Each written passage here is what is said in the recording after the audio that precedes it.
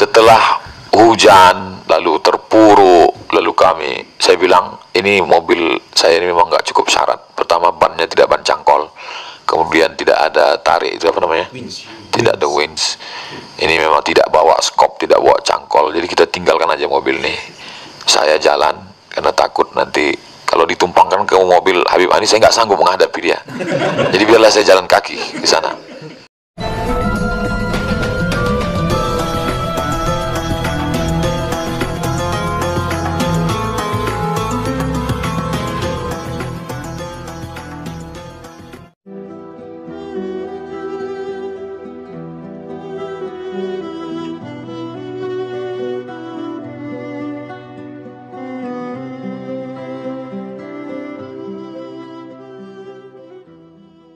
Subhanaka la ilma lana illa ma 'allamtana innaka antal alimul hakim. Rabbi shrah li sadri wa yassir li amri wahlul 'uqdatam min lisani yafqahu qawli. Al-habaib al-afadil al-ulama al-ajilla nafa'ana Allah bi tuli umurihim wa bi husni adabihim wa lutfihim. Jama'ana Allah wa iyyahum ma'al habibil mustafa fi jannatikal ula ma'an nabiyyin wa siddiqin wa syuhada wa salihin wa hasuna ulaika rafiqa. Saya katakan bahwa Habib Muhammad bin Anis, Habib Ja'far Al-Jufri, Ustadz Salim Afillah, Ustadz Luqman Haq dari Pontianak akan datang. Ketua Yayasan Ustadz Al-Nabdinar yang biasa mengatur semua acara kita. Beliau mengirimkan, membalas WA saya. Kata beliau, insya Allah akan kita bawa ke Batu Tilam. Jadi saya ingin mencuci tangan atas semua permasalahan ini. Yang pertama yang ingin saya, begitu dapat WA itu dalam hati saya, mudah-mudahan Atos tidak bersedia. Atos adalah komunitas apa namanya, Ustaz?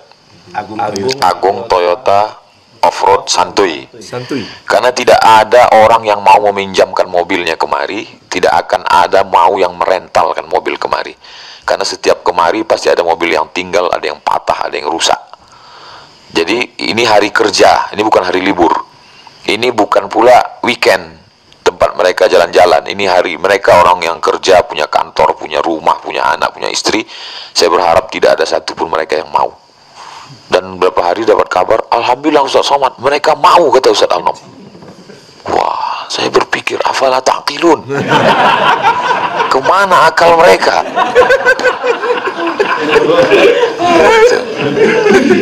Mobil-mobil mereka yang patah asnya, bensinnya, apalagi sekarang mahal sekali Dexlite ini. Sementara surga itu kan belum jelas. Kok mau-maunya mereka ini?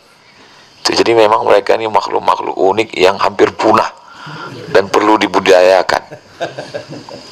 Berlumpur-lumpur, apa yang mereka cari ini? Lalu kemudian kita pun berangkat dan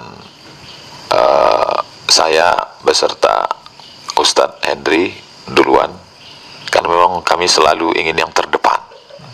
Akhirnya mobil itu masuk ke dalam lumpur dan tidak bergerak selama 1 jam. Sebenarnya Allah hanya ingin menunjukkan betapa reputasi kami sebagai off-road KW itu terlihat jelas tadi, Pak.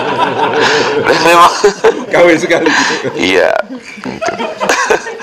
Meluluh lantakkan citra kami, dan padahal selama beberapa kali keberangkatan ini kami sudah jaga ini, Habib. Kami biasanya paling dulu sampai. Itulah rupanya Allah SWT menyingkapkan segala hakikat yang sesungguhnya. Ada rencana Allah Subhanahu wa taala yang sebelum-sebelumnya kita share di Instagram. Terbuka, silakan daftar dari seluruh Indonesia, dari Brunei Darussalam datang, dari Palembang datang, dari Jakarta. Untuk ini tertutup. Saya pun tak tahu siapa aja yang datang. Tiba-tiba saya lihat ada orang-orang yang luar biasa. Ada orang yang zonanya sangat nyaman.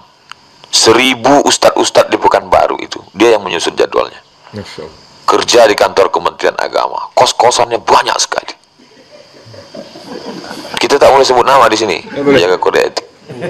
Dia kalau update status itu berani.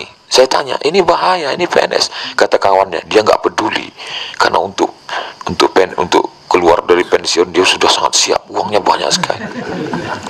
Saya lihat wajahnya kemarin pas sedang makan, ada dia. Ngapain dia ikut, saya pikir. Lalu kemudian ada orang yang dulu kalau perusahaan buka perusahaan itu mesti nyetor ke dia karena dia bos premannya. Orang takut sama dia. Tapi kemudian setelah satu hari dia mendengar kajian kita, Allah lembutkan hatinya, dan cita-citanya yang tertinggi adalah ingin berdua-duaan dengan ustadz di tengah malam yang gelap. Dan itu tercapai tadi malam. Bisa berjalan bersama berdua, hanya kami dan mungkin ada beberapa mata harimau yang mengawati. Karena biar Habib tahu, ini adalah tempat harimau Sumatera. Saya ngasih tahu ini karena udah siang.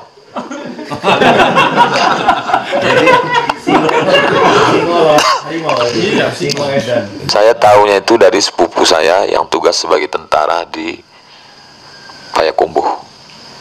Kau di mana? Kata dia. Kok nggak bisa kuhubungi beberapa hari ini? Aku di Batu Tilam. Itu memang nggak ada signal. Aku lama tugas, sejak itu aku nggak mau lagi masuk ke dalam. Disitulah banyak harimau, kata dia. Iya.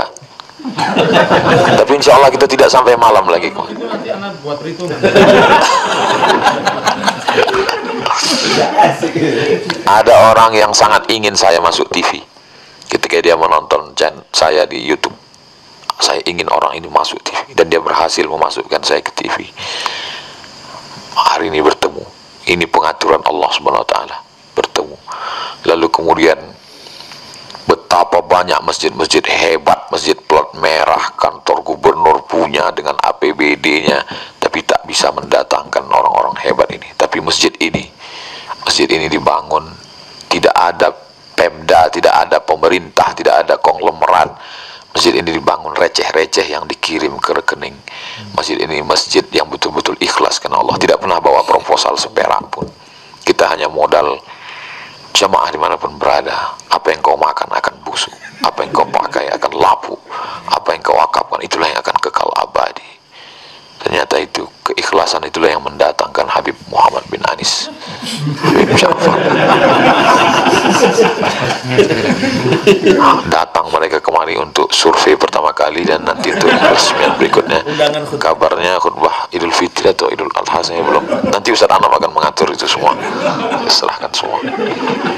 Jadi poin yang pertama yang ingin saya sampaikan adalah bahwa ini semua adalah pengaturan Allah SWT. Jadi kalau mau disalahkan, salahkanlah Allah.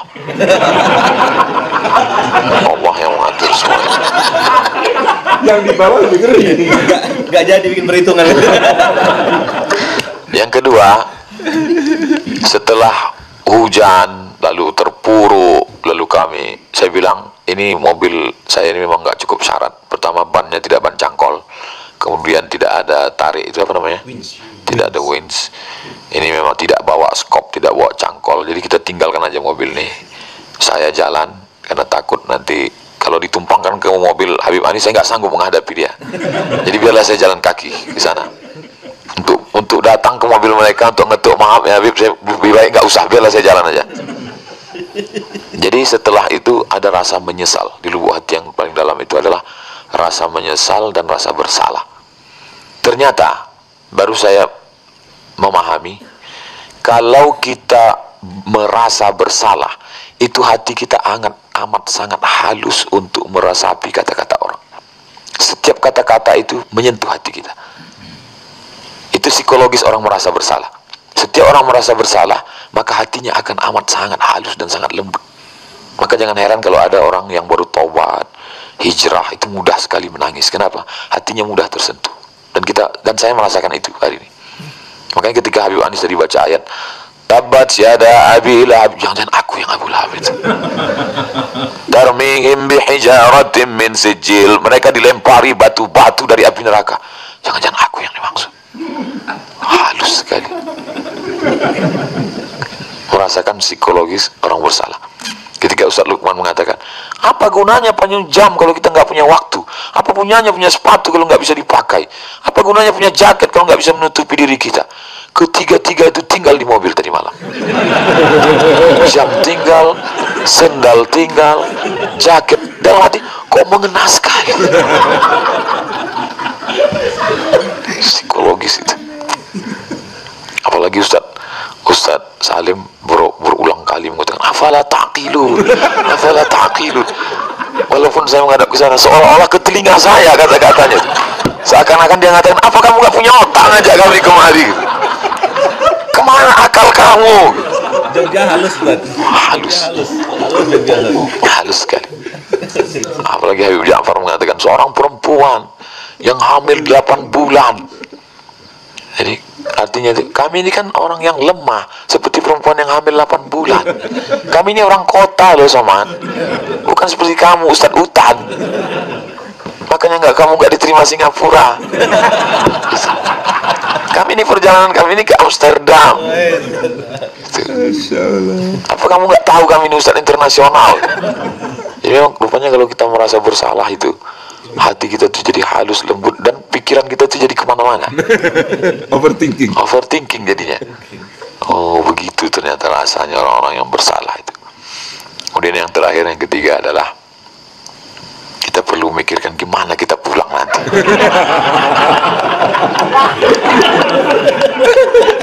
Tapi makin tegang, Ustaz. Makin tegang. Ya jangan tanya saya.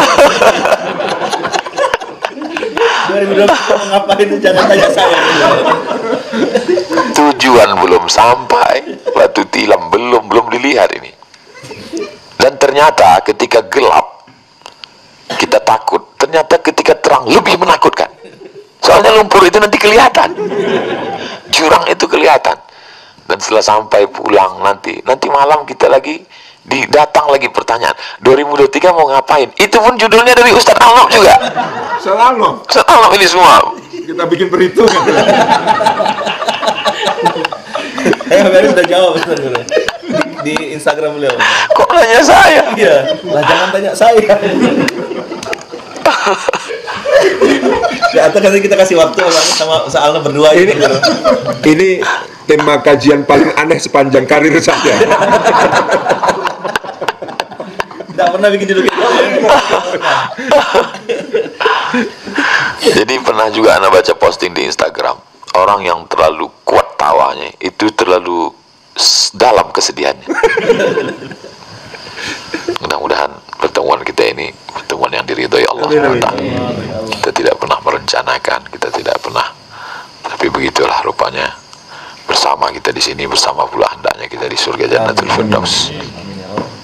Mudah-mudahan Allah memudahkannya ke jalan ke surga tidak sesulit ini, kata Habib Anis. Kalau sampai dia mengadu kepada Rasulullah, Abdul Somad yang selama ini ceramah, pencinta ahli bait, pencinta zuriat Rasulullah, ternyata semuanya dusta. Menyengsarakan. Mudah-mudahan Allah mengampuni segala silap salah kita.